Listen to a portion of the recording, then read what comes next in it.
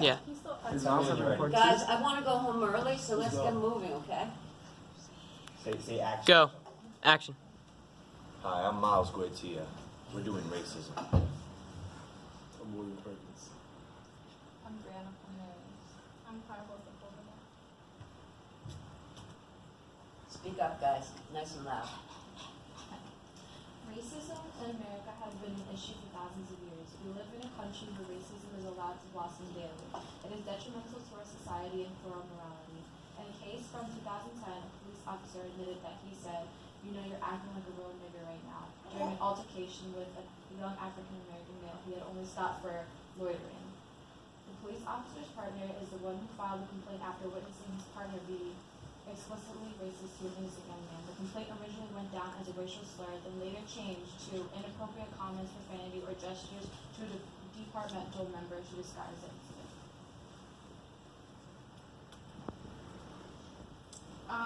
Anti-racism in the past versus racism today.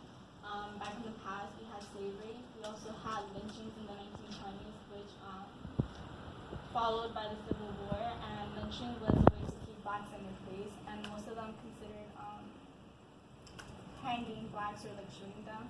They also had race riots, so the whites would storm into black neighborhoods and burn and kill whoever they found. And then today, immigrants are getting told to go back to their country, and blacks are getting harassed and murdered by cops. We also have injustice. We were raised in a country where we were taught that everyone's equal, but I find that to be a misconception because it's impossible for everyone to be equal when people from different races are basically looking down upon and don't have the same rights as, you know, whites. And then I showed a video. I have a video.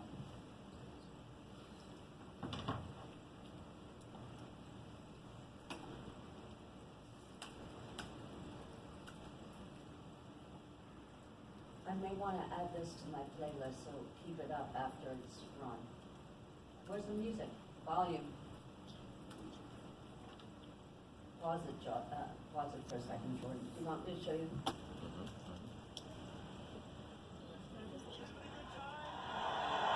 USA! USA!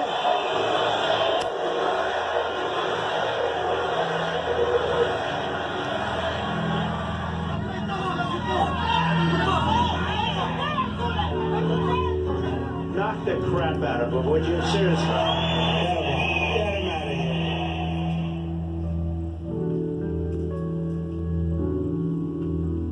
In the good old days, this doesn't happen because they used to treat them very, very rough. And when they protested once, you know, they would not do it again so easily. Like to punch him in the face, I'll tell you.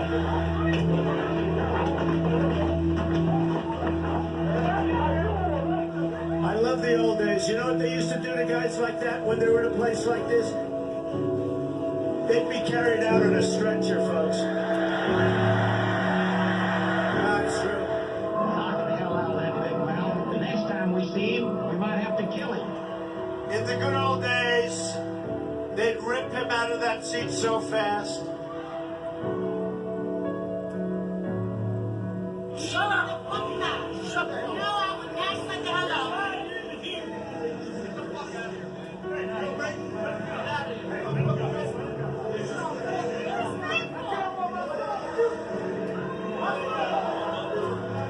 In the good old days, law enforcement acted a lot quicker than this. A lot quicker. And we're going to enforce the law, and Americans should remember that if we're going to have. I am the law and order candidate. Okay, I have to go to sleep now and hide in my bed with my cats. That's so scary. Good video because it's so disturbing.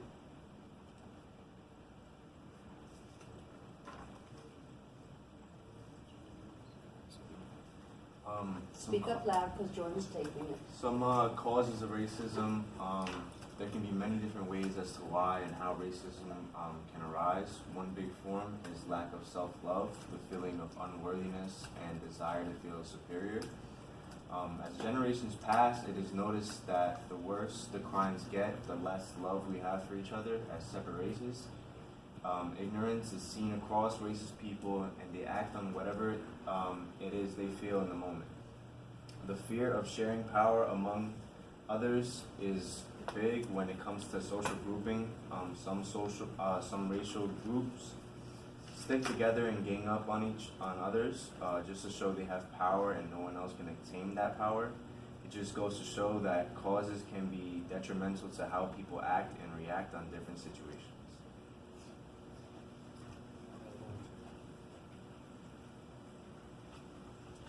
Go Will, go Will. Racism has always existed, even back during Christopher Columbus in 1492. One of the major causes of racism in America today is certain people feel that a sense of superiority being passed on from generation to generation. The lack of diversity in certain cities or areas can cause racism by ethnic groups. This can also lead into hate crimes, which can cause injury or even death.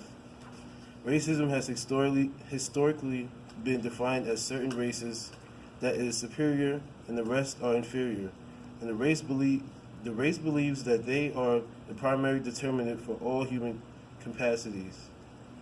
When babies are born, they are not determined by who you are or by the color of your skin. They usually are born knowing right from wrong. I wonder who is teaching these babies about racism. According to CNN in 2004, the percentage of Americans over the poverty line was 12.5%. During the same year, they took a poll on how many African Americans were under the poverty line, which was 24.4%. Since the African Americans were double the national line, people that were racist usually thought that we were just beneath them. And they really thought that we was just poor, but they didn't get to really fully understand the full percentage of it. In the essay, Black Men in Public Space, the author finds people that was threatened by him because he was black. They saw him as a person who can be a danger to society, and they usually distance themselves from them. And the study in the University of Michigan stated that 45% of whites think blacks are lazy, 29% think blacks are unintelligent, and less than 1 in 5 think blacks are hardworking. And 56% of whites feel that blacks would rather live on welfare than work.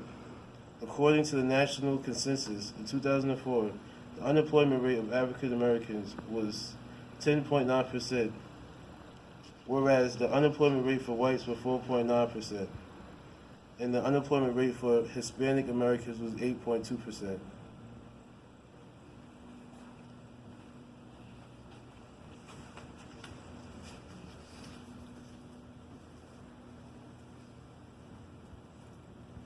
Racism in the media is unacceptable because it gives a particular race a certain set of characteristics that are made up to stereotypes. It basically states that all people of the same skin color act exactly alike. Some examples are the shows Everybody Hates Chris, which depicts a family in Brooklyn during the 1980s who are in the lower class and struggling. The father works 2 jobs and is very cheap while the mother stays home or does some sort of activity with her friends. The kids go to school and get into fights with each other daily. Chris's daily struggles depict how a young African-American life should look like.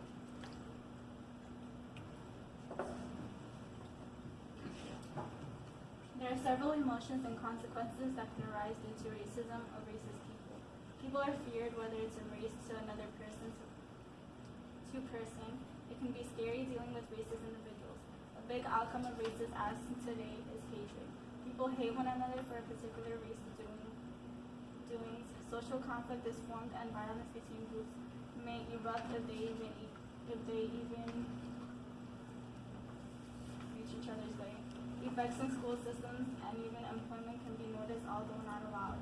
All sorts of experiences are told daily on different racial occasions where racism is present. These effects can lead to riots, wars, and above all, death.